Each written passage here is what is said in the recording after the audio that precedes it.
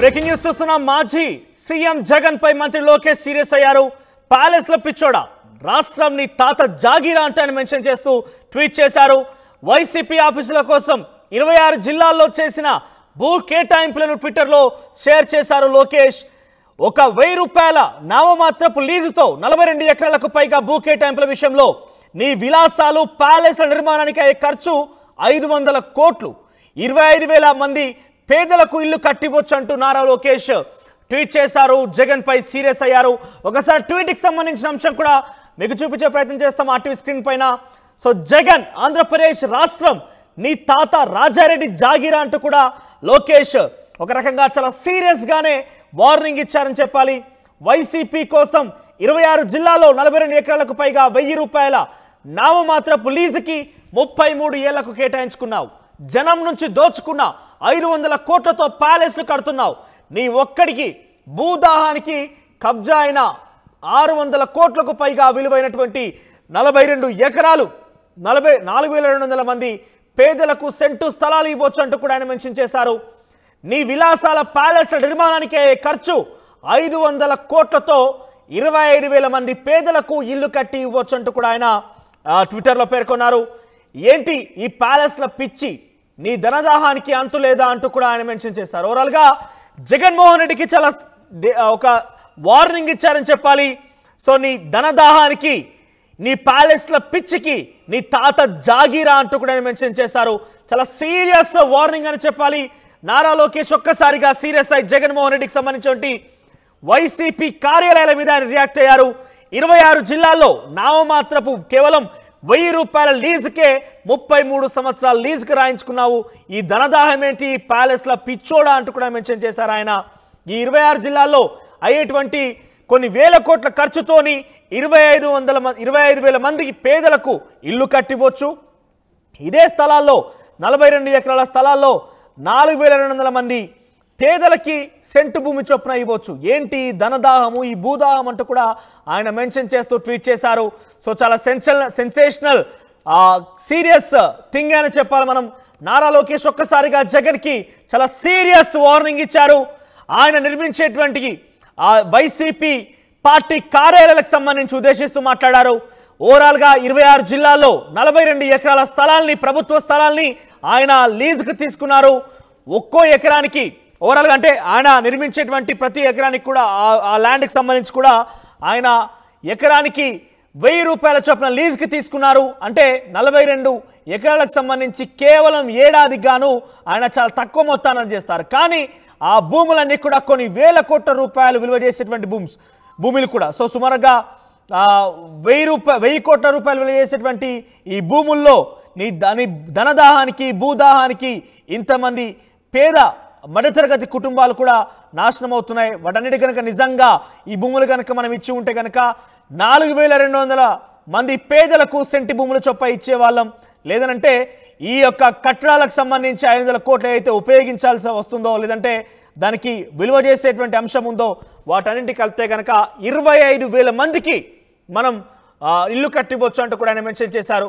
సోరల్గా ఈ ట్వీట్ చూస్తే కనుక చాలా సెన్సేషన్ అని చెప్పాలి, చాలా సీరియస్ కామెంట్స్ అని చెప్పాలి. 26 జిల్లాల్లో వైసీపీ కార్యాలయాలను ఉద్దేశిస్తూ ఆయన ట్వీట్ చేశారు. చాలా డీటెయిల్డ్గా వాటికి సంబంధించి ఫొటోస్ కూడా ఆయన ట్విట్టర్లో షేర్ చేశారు. సో ప్రజెంట్ మీరు చూస్తున్నారు బాపట్ల జిల్లాలో నిర్మించినటువంటి వైసీపీ కార్యాలయం, తర్వాత కృష్ణా జిల్లాలో వైసీపీ కార్యాలయం, తిరుపతి, అనంతపురం, పశ్చిమ గోదావరి జిల్లా, ఇట్లా 26 జిల్లాల్లో కూడా సేమ్ డిజైన్, సేమ్ మోడల్తో సుమారుగా 2 ఎకరాల్లో విశాలమైనటువంటి పార్టీ కార్యాలయాన్ని జగన్మోహన్ రెడ్డి నిర్మించి తలపెట్టారు. సో ఒక మాస్ వార్నింగ్ అని చెప్పాలి. ఒకసారి ఇదే అంశానికి సంబంధించిన ప్రతినిధి అనంతపురం నుంచి చెల్లా నాయుడు సిద్ధంగా నాయుడు, అప్డేట్స్ ఏంటి?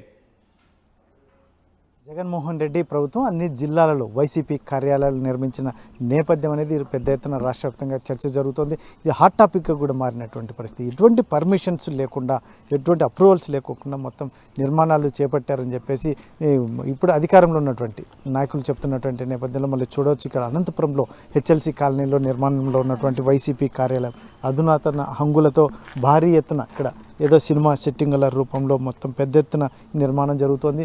ఇది హెచ్ఎల్సీ ఆఫీస్కి సంబంధించిన ఈ స్థలంలో ఈ నిర్మాణం జరుగుతుంది. ఇటువంటి పరిస్థితుల్లో మరి వీరు ఎటువంటి అప్రూవల్స్ తీసుకోలేదు అని చెప్పేసి ఒకవైపు చెప్తున్నటువంటి నేపథ్యం. మరి అయితే మొత్తం మీద అసలు ముందస్తుగానే ఈ అప్రూవల్కి సంబంధించి వేకెంట్ ట్యాక్స్ వచ్చేసి 7,20,000 చెల్లించాల్సి ఉంటుంది. తొలుత అయితే మాత్రం 30,000 మాత్రమే చెల్లించారని చెప్పేసి ఒకవైపు, మిగిలిన మొత్తాన్ని చెల్లించాలని అధికారులు అడిగినా కూడా పట్టించుకోలేదట. పార్టీ అధికారం కోల్పోవడంతో ఈ నెల 17వ తేదీన మిగిలిన 7 లక్షల రూపాయలు చెల్లించారు అని చెప్పేసి చెప్తున్నటువంటి నేపథ్యం. ఇటువంటి పరిస్థితుల్లోనే జిల్లా అధ్యక్షుడైనటువంటి వైసీపీ జిల్లా అధ్యక్షుడైనటువంటి పైలా లక్ష్మీ నరసింహయ్యకు నిన్నటి రోజు సాయంకాలం నోటీసులు అందించినట్టుగా మనకు సమాచారం తెలుస్తుంది. అది కూడా సమయం ఒకరోజే ఉంటుంది.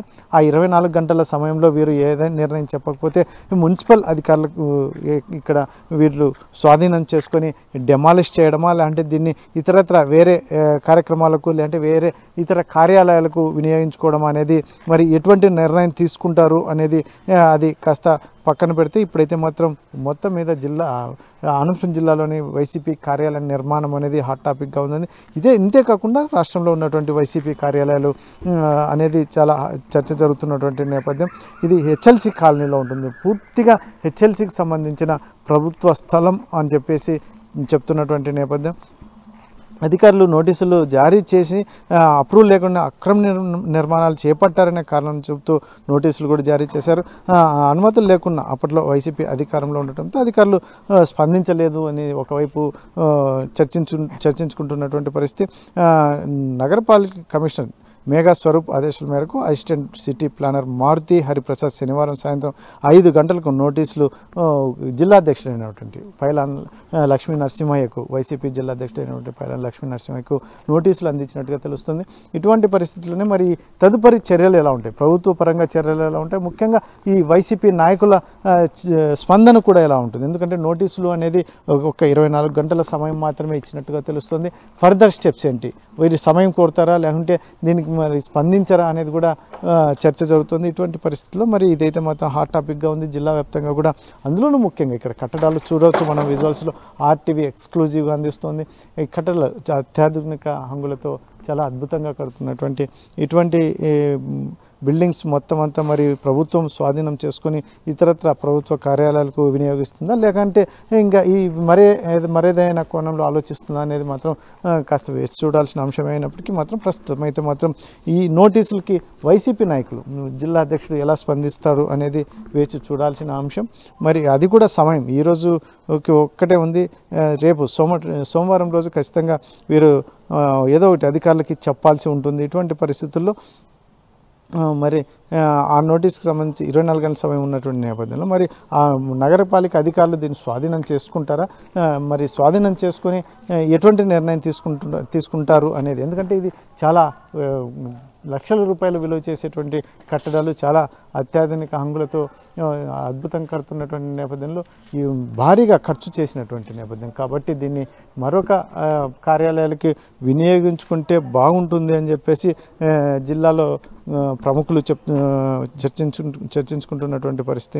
మరి ఇటువంటి పరిస్థితుల్లో చర్యలు ఎలా ఉంటాయి, మొత్తం రాష్ట్ర వ్యాప్తంగా ఒకే రకమైన చర్యలు ఉంటాయా, లేకుంటే ఇంకా అక్కడ పరిస్థితులను బట్టి నిర్ణయాలు తీసుకుంటారా అనేది వేచి చూడాల్సిన పరిస్థితి అయితే మాత్రం ఉంది. కాకపోతే మాత్రం ముఖ్యంగా ఏదైతే ఉందో నోటీసులు అందినటువంటి నేపథ్యంలో జిల్లా అధ్యక్షుడు స్పందన, ముఖ్యంగా అధినాయకత్వం, వైసీపీ అధినాయకత్వం ఎటువంటి ఇండికేషన్స్ ఇస్తుంది, ఏం చెప్తుంది అనేది మాత్రం వేచి చూడాల్సిన అంశం.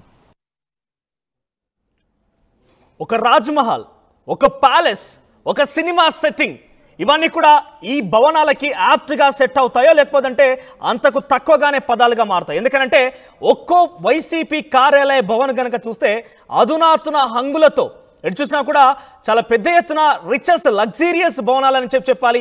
అన్నీ కూడా ఒకే డిజైన్లో సుమారుగా 2 ఎకరాల స్థలాల్లో కూడా కట్టడం జరిగింది. ఒకసారి నెల్లూరు నుంచి మా ప్రతినిధి గయాజ్ అందుబాటులో ఉన్నారు.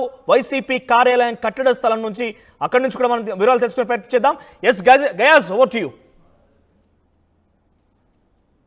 తాడేపల్లిలో వైఎస్ఆర్సీపీ కేంద్ర కార్యాలయాన్ని కూల్చివేసిన కొన్ని గంటల్లోనే రాష్ట్ర వ్యాప్తంగా అన్ని జిల్లాల్లోని నూతనంగా నిర్మిస్తున్న వైఎస్ఆర్సీపీ కార్యాలయాలకు మున్సిపాలిటీ వాళ్ళు నోటీసులు అందించడం జరిగింది. ప్రస్తుతము నెల్లూరు నగరంలోని నెల్లూరు జిల్లాకు సంబంధించిన నెల్లూరు వైఎస్ఆర్సీపీ జిల్లా కార్యాలయము హైవేకి సమీపంలోని జాతీయ రహదారికి సమీపంలోని ఏర్పాటు చేస్తున్నారు. అయితే గత ఏడాది నుంచి ఈ కార్యాలయము ఇక్కడ నిర్మిస్తున్నారు, నిర్మాణ పనులు జరుగుతున్నాయి. అయితే మొత్తము ఒక 2 ఎకరాలలో ఈ కార్యాలయాన్ని ఏర్పాటు చేస్తున్నారు. ఎంతో హంగుమాతో ఈ కార్యాలయాన్ని ఏర్పాటు చేస్తున్నారు. అయితే నిన్న రాత్రి మున్సిపల్ అధికారులు అక్రమంగా కడుతున్నారు, దీనికి పర్మిషన్ లేదు, కనీసము టౌన్ ప్లానింగ్ ఇది కూడా లేదంటూ దీన్ని కూల్చివేస్తామని కూడా ఒక నోటీసు కూడా అంటించడం జరిగింది. మొత్తం మీద ఈ కార్యాలయానికి ఇంకా ఎలాంటి అనుమతులు లేకుండానే నిర్మాణ పనులు చేపట్టారు, దీన్ని కూల్చివేస్తామని కూడా మున్సిపాలిటీ టౌన్ ప్లానింగ్ అధికారులు నిన్న వచ్చి హెచ్చరించడం జరిగింది. అదేవిధంగా నోటీసు కూడా ఇక్కడ తగిలిచ్చి వెళ్ళడం జరిగింది. అయితే ఈ నోటీసు కూడా మనం ఇప్పుడు చూస్తున్నాము. నిన్న నెల్లూరు నగరపాలక సంస్థ అధికారులు ఇక్కడికి వచ్చి నోటీసు అంటించడం జరిగింది. అయితే నోటీసులో నెల్లూరు మున్సిపల్ కార్పొరేషన్ నెల్లూరు అదేవిధంగా నోటిఫికేషన్ అని కొన్ని సెక్షన్లు ఇచ్చేసి పెట్టి ఉన్నారు. అయితే మొత్తం మీద ఇది ఎలాంటి అనుమతి లేకుండా ఇక్కడ నిర్మిస్తున్నట్లు కూడా వాళ్ళు ఈ నోటీసులో పేర్కొనడం జరిగింది. ప్రస్తుతము చూస్తున్నాము, సుమారు ఒక పెద్ద భవంతిగా ఏర్పాటు చేసి ఉన్నారు. అంటే మొత్తం ఇప్పుడు ఫినిషింగ్ పనులు మాత్రమే జరుగుతున్నాయి. అయితే ఇది ఒకసారి మనం హాల్లోకి కూడా వెళ్ళి చూద్దాము. లోపల భాగం చూస్తున్నాము, వేదిక, అదేవిధంగా ముందు విశాలమైన ప్లేసు. వైఎస్ఆర్సీపీ కార్యకర్తలు వాళ్ళ శ్రేణులు మొత్తం వేసేందుకు ఇక్కడ ఈ భవనాన్ని ఏర్పాటు చేయడం జరిగింది. అయితే గతంలో ఇక్కడ వేమిరెడ్డి ప్రభాకర్ రెడ్డి జిల్లా అధ్యక్షుడిగా ఉన్నారు. అయితే ఆయన వద్ద దీనికి సంబంధించిన కాగితాలు కూడా మొత్తం ఉండయి అని కూడా ఇక్కడ ప్రజెంట్ ఇప్పుడు వైఎస్ఆర్సీపీ జిల్లా అధ్యక్షుడు అదేవిధంగా ఎమ్మెల్సీ చంద్రశేఖర్ రెడ్డి చెప్పడం జరుగుతుంది. అయితే ఎలాంటి అక్రమంగా ఎలాంటిది కట్టడం లేదు. అయితే 2 ఎకరాలు లీజుకు తీసుకొని ఆ లీజు అగ్రిమెంట్లు ఉండయి కూడా చెప్పడం జరుగుతుంది. అయితే టౌన్ ప్లానింగ్ అధికారులు చెప్పడం ఏంటంటే టౌన్ ప్లానింగ్ నుంచి ఎలాంటి అనుమతి లేకుండానే కట్టారని కూడా చెప్పడం జరుగుతుంది. ప్రస్తుతం మనము 2వ అంతస్తులకు కూడా వెళ్ళి అక్కడ విజువల్స్ రూపంలో మన ప్రదీప్ చూపించే ప్రయత్నం అయితే చేస్తున్నాడు. ఇది 2 అంతస్తులు, అంటే ఈ నూతన కార్యాలయ భవనంలో 2 అంతస్తుల పైన చాలా ఖరీదైన అచ్చులతో తయారు చేయడం జరిగింది మొత్తము. అదేవిధంగా ఈ ప్రాంతంలో అంటే మొత్తం రూములు సుమారు ఒక 20-30 రూములు ఉండే విధంగా కూడా ఏర్పాటు చేస్తున్నారు. మొత్తం రూమ్స్ మాదిరిగా పార్టేషన్ చేసి రూమ్స్ చేస్తారు. సుమారు ఒక 1000 మంది వరకు 1000 పైగానే ఉండే విధంగానే ఇక్కడంతా ఏర్పాటు చేస్తూ ఉంటారు. అయితే చివరి దశలో ఈ బిల్డింగు జరుగుతుంది. పైన కూడా చాలా వరకు ఫ్లోరింగ్ పనులు కూడా పూర్తిగా వస్తున్నాయి.